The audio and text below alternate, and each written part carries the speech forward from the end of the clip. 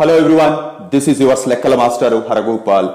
Today I am going to share a strange equation to you. Usually we never see such word or such type of equations in the regular curriculum. Of course, it looks like a regular equation, but the conditions behind that equation will make that equation as a strange and unique equation. So now, let me introduce you a direct word which is Diophantine equations. Diophantine equations. Diophantus is a mathematician who introduced these kind of equations to the world.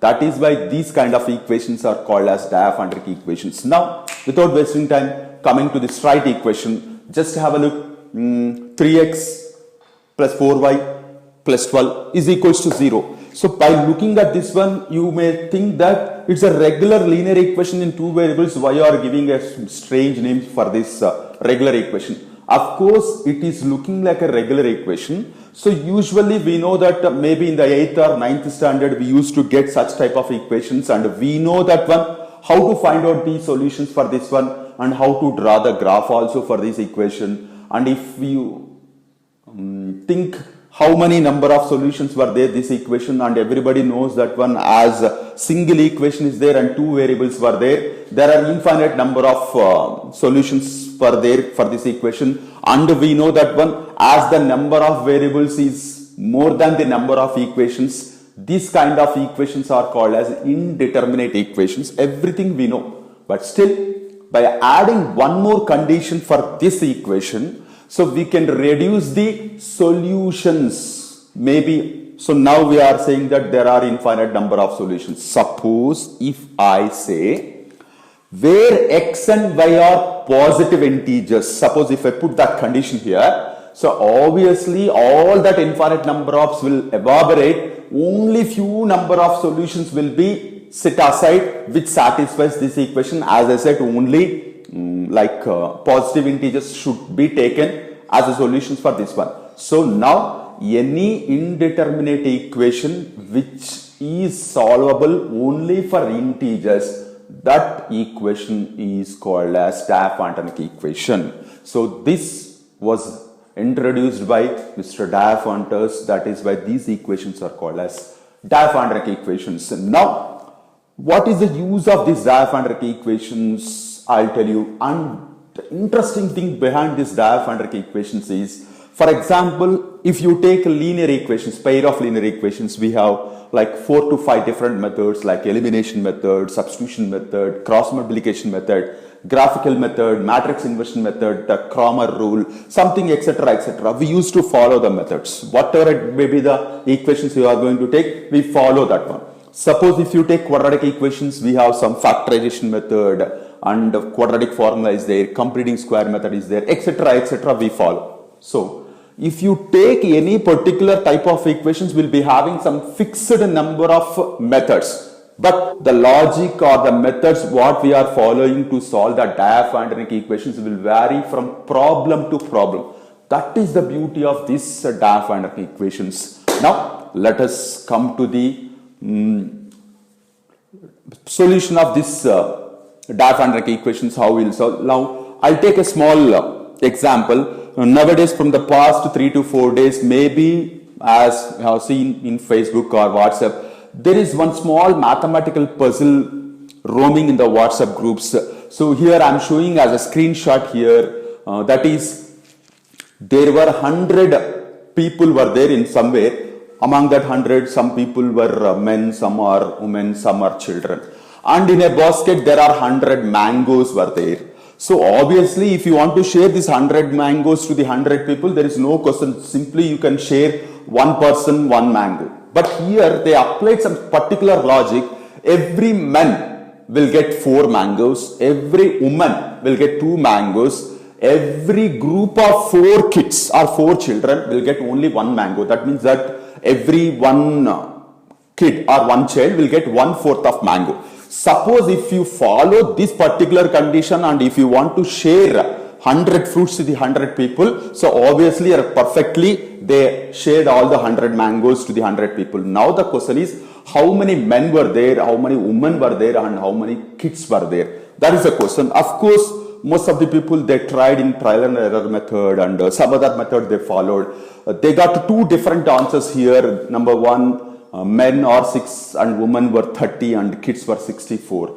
This is one set of answer. And another answer also they got, that is men are 13 and women were 15 and children or kids were 72. So that 100 satisfies. Now here the question is, the solution behind this puzzle includes the Daff-Vanderkee equations. Now let me discuss you how to solve this particular puzzle using Daff-Vanderkee equations. You may ask, after getting the answer also, what is the need of using a strange concept behind this one? But so if you are able to understand the procedure behind this problem, in future you can make your own puzzles with the help of Daff-Vanderkee equations. That is the beauty of this particular concept. That is why I am making this video. Now let us erase everything. Let's come back to this one. So now let me explain step by step how we are going to solve using the Daff-Vanderkee equations, and what stage we are getting an equation which is called as Daff-Vanderkee equations. So now let the number of men or X, and number of women let be Y, and number of children let be Z. So obviously, as they said, there are totally 100 people.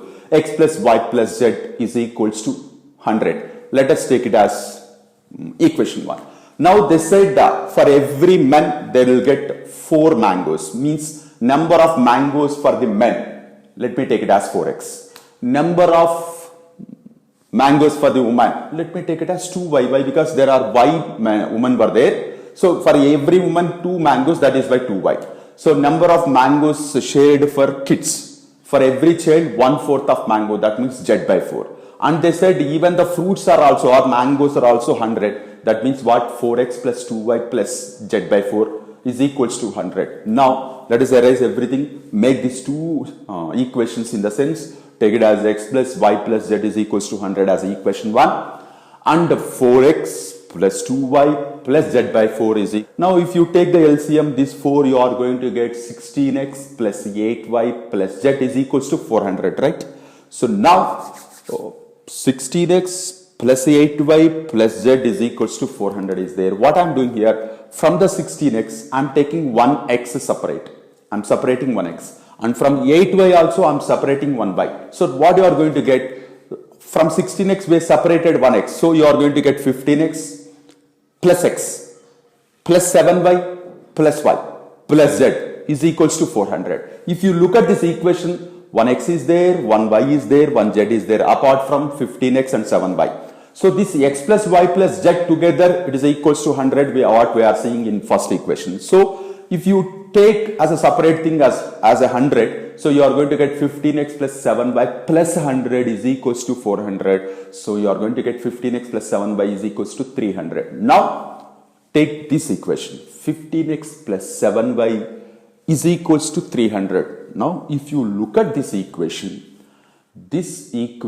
should satisfy only for x and y which are positive integers. Now as I said, whatever it may be the equation which is solvable only for positive integers or maybe integers is called as a Daff-Vanderkee equation.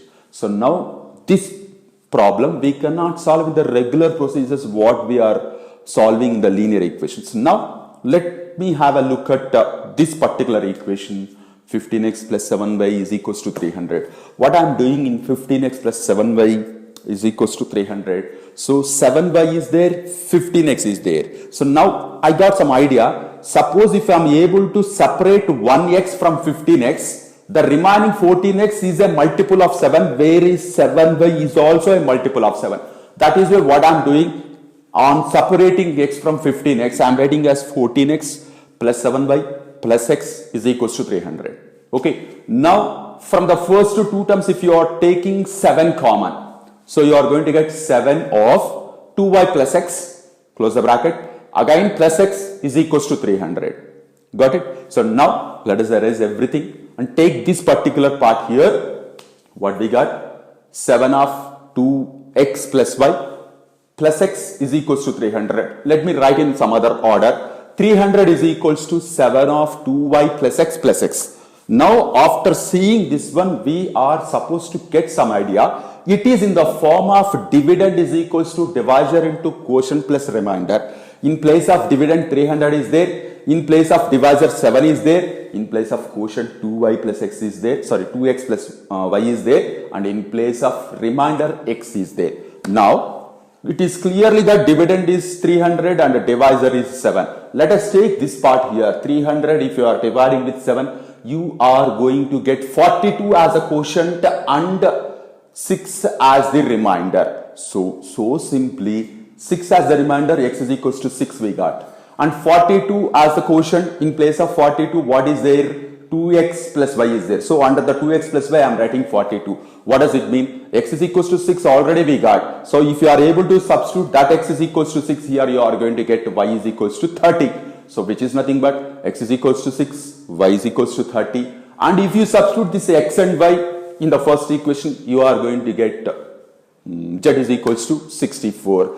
And moreover, there is one more solution is also there. In the regular division, we are supposed to maintain some small clarity, that is remainder should be smaller than divisor. But just I am breaking this rule. Why don't I take, so here 742s are, we got 294 here. Let me take 741s are, we are going to get 287. Yeah, 287. Remainder is going to get 13. So now if you take that one, 300 is equals to 7 into 41 plus 13. So x is equals to 13. And if you substitute x is equals to 13, y is equals to 15 is another solution. So x is equals to 13, y is equals to 15. If you substitute z is equals to 72 is another solution for this one. So my dear viewers, there are so many different logics and methods were there on solving Diaphragmatic equation, and there are so many beautiful books were also there to understand the Diaphragmatic equation. One among that books is just have a look at this screenshot, An Introduction to Diaphragmatic Equation, one of the beautiful book to understand the concepts of Diaphragmatic equations. So hope you understood the basic logic behind this puzzle, and I got the greatest opportunity to introduce a great equation with the help of this puzzle. So my dear children and viewers, hope you understand this one. So we'll meet in the next video with another topic. Until then, take care. Bye bye. Yours Lekkala Mastaru.